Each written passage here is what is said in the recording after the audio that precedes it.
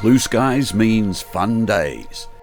Helping skydivers with tips and techniques about safety, training and fun jumping from those who know.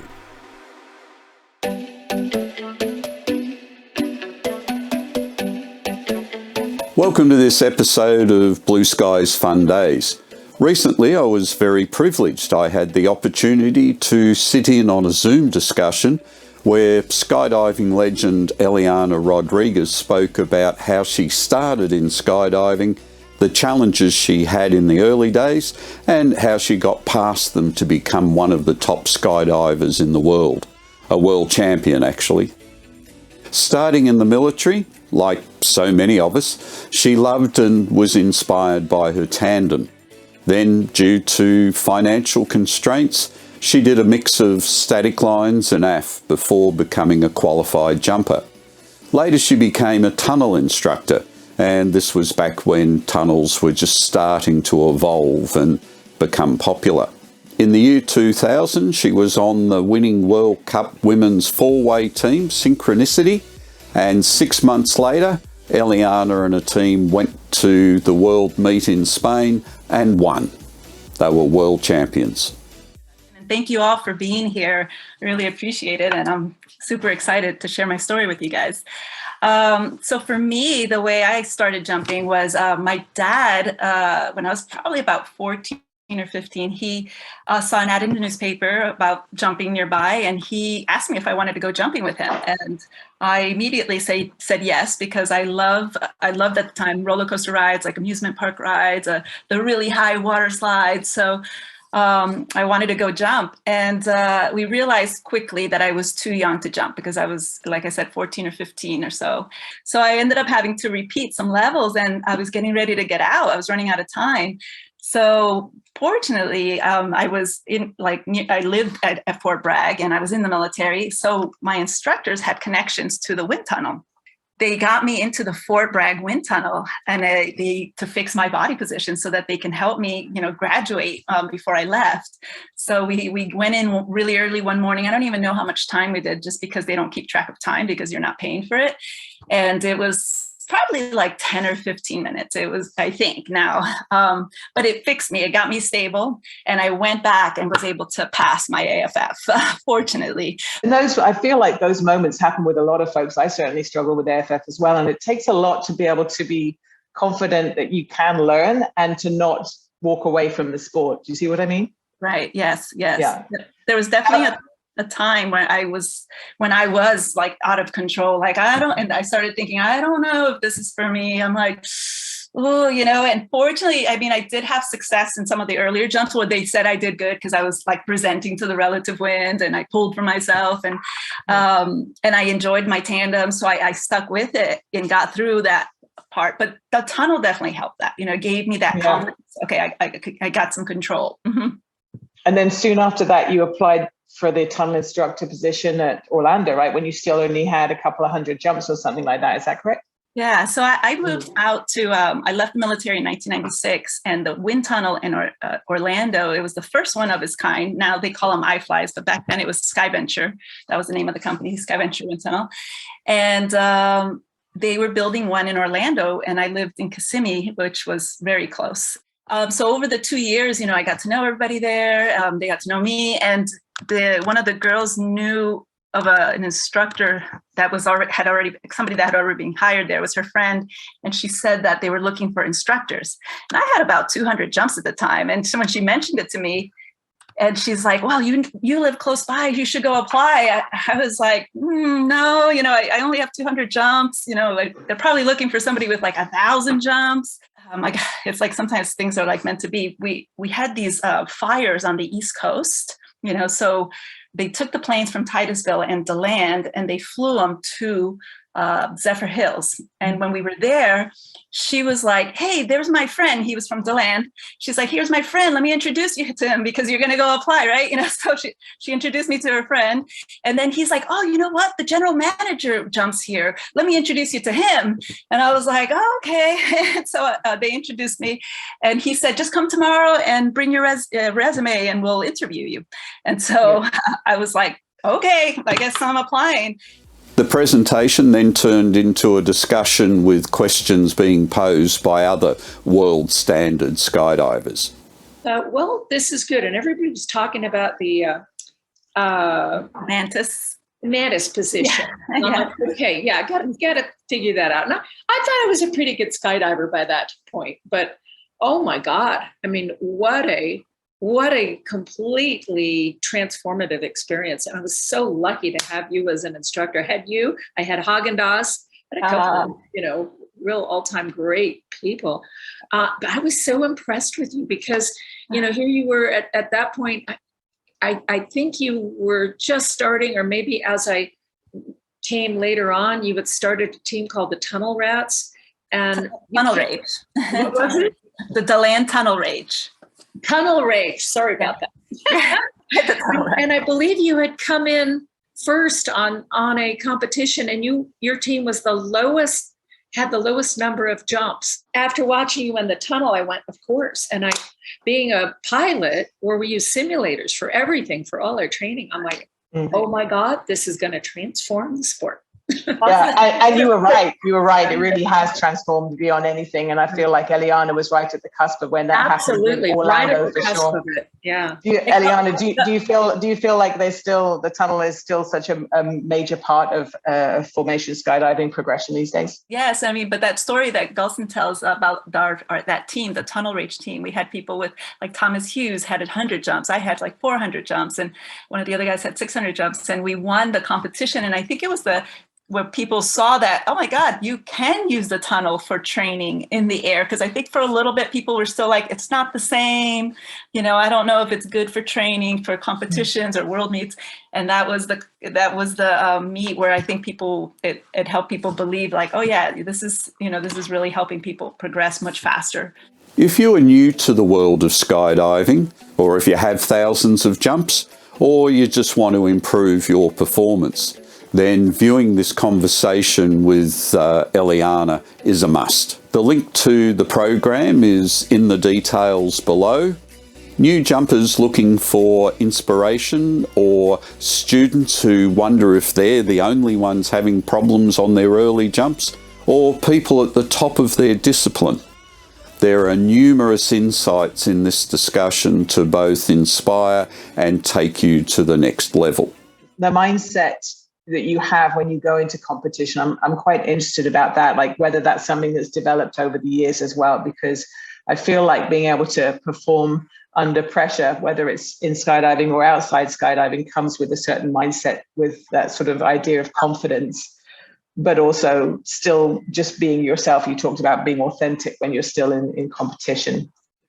Yeah, I mean, I think, with training, you definitely develop more confidence, and you develop your confidence in your training, but you sometimes have to remind yourself of that too, because sometimes there's certain meets or certain jumps that you're like, oh my God. And then, you feel like, I don't want to braid lock, but you have to remember just to trust your training and just to be present with your teammates. And then I feel like, I feel like you'll deal with whatever comes your way, What if this happens? Like, what if I miss this? What if I, all these little what ifs, and there could be a million of them, then you can drive yourself crazy. And so I definitely sometimes, like, as those conversations start to happen in the plane, I'm like, I shut them down. What do you feel are some of your current challenges? I mean, you're such an experienced skydiver. What are you finding are your biggest obstacles these days?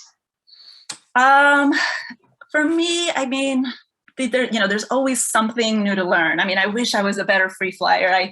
I was fortunate to be on the 41 women's head down record, which was awesome. It was scary because it was way out of my comfort zone. But right now, I don't feel like I have the skills to be on the 100-weight record because I haven't kept on working them. And you have to keep, you have to stay on it. I like to ask these questions that can apply to so many other things. You know what I mean? As the life coach in me, the person who really cares about the human experience, wants to really get those stories from people that I'm interested to hear them from. So that's why I ask a question like this, not to put you on the spot. Like, what fulfills you the most in your life? Like, I think for me, like, I'm trying to think, back through all my skydiving stuff. I feel like one thing I learned from that first world championship was that we won, and it was great, to be a world champion. But, I had won other competitions. Like we had won the intermediate, then we won the World Cup. But one of the things that made it so much better was that we worked really hard. And there's been times when we've won and it's been a little bit like, we didn't have as much of a fight, and it wasn't so, it was great that we won, but there's been times where we've come in second and we've had to fight it out. And that was actually more fulfilling than if we had just, walked away with a gold medal. Do you enjoy the journey as much as the result at the end of it? So for me, and now after going through everything, I feel like the journey is it, right? It's just now I'm like, enjoy, and I try to tell the team that, like, try to enjoy the journey, try to enjoy your teammates, because the competition, that's going to be one day at the end, at the end of the year. It's like one day, and yeah, you want to pick people that you're going to want to be around a lot, because a lot of times people at the beginning, they start off good, but and they might pick people that are, highly skilled, but then they don't like to be around them, and so that makes it really challenging, right? So you want to try to be a good teammate. You want to be a person that people are going to want to be around, right? I just wanted to say, as you look back from your career, what's the greatest gift that you think skydiving has given you over the many years that you've been doing it? Man, I feel like I'm so grateful for skydiving, the sport, and this community. And I feel like the community has probably been the best. I mean, it's given me my husband, Craig Gerard, who I met through skydiving. It's given me some of my best friends. In-depth and searching questions were asked by our peers. These seemed to probe the soul of this talented and very knowledgeable skydiver. What would I want to tap this brilliant mind for? Like, what would you say are some of the critical components to building highly functioning teams? I feel like, for one, communications, setting up a good system to communicate with each other. Because I feel like just from being on teams and coaching teams, often that if you don't focus on that early on, and it breaks down, it's really hard to get it back. So, communicating. And I was really fortunate to,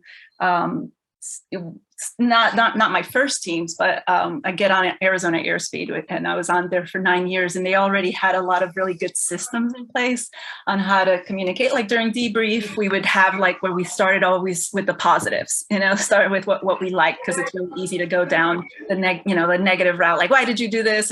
And then also to own our own mistakes, first, look at ourselves first. How can we fix ourselves instead of right away looking how other people can do better, or what they should be doing.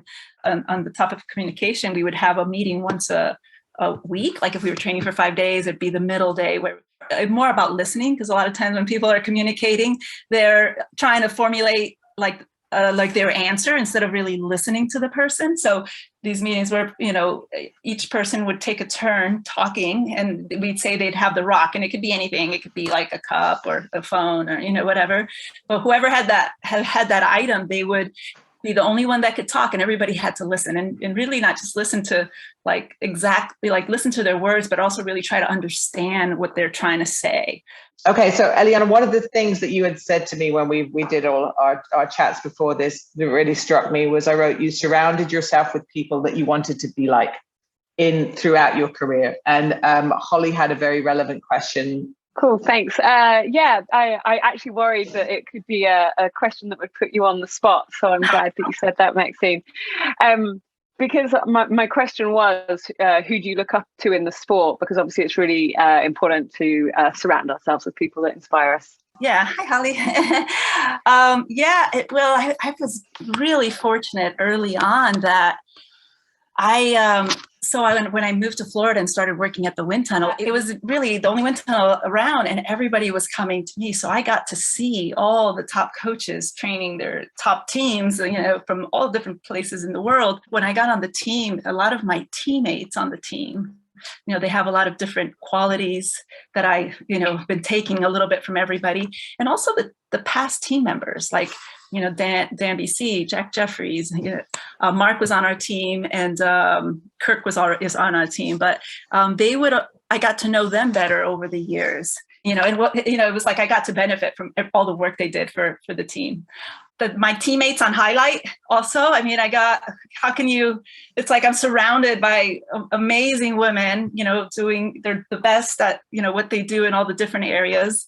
Again, I've been super fortunate, but I feel like one of the things what Maxine was saying, that if you want to do something, like whatever you want to do, like you want to become a pilot, the more you go and be around it, I think you'll start to learn more. You'll start to meet people. Opportunities will come up.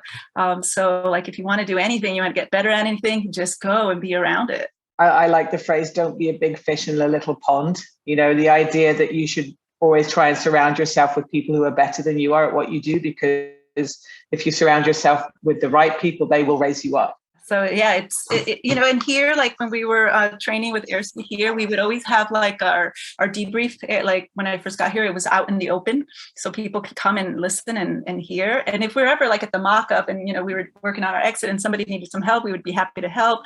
So so being around people that are at that level, a lot of times they're happy to share and help. So in a double whammy here, she wants to know what you do for fun, and I want to know what you do to bring balance to your life.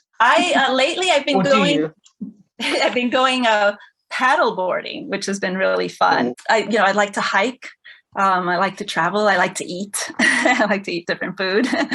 Do you still find yourself doing things that put yourself outside your comfort zone? I mean, obviously, as such an experienced skydiver, I realized that doing something with highlight was relatively new. But is there anything else in your life that you feel I don't want to say necessarily fear, but it could be that it's just very much outside of your wheelhouse that makes you take a step back and look at what you're doing? Definitely highlight was different for me, because that's not something, even though we land our parachutes, it's very different when you're doing a demo. And so that's been very exciting. And like, it's definitely got me out to the drop zone training more because I want to be better at it and want to do well. But in the wintertime, sometimes I go snowboarding, which I'm not good at all. In conclusion, for this episode of Blue Skies Fun Days, I would like to thank Eliana for allowing me to be part of the audience. It was most definitely worth the time investment. I can only hope that you will find it equally inspiring. See you next time. Is there anything still in skydiving that makes you feel a little nervous or gives you anticipation? You always want to perform well, whether it's I'm going to the nationals, even if it's a team that you just put together, you're like round one, you're still like nervous and you want to do well.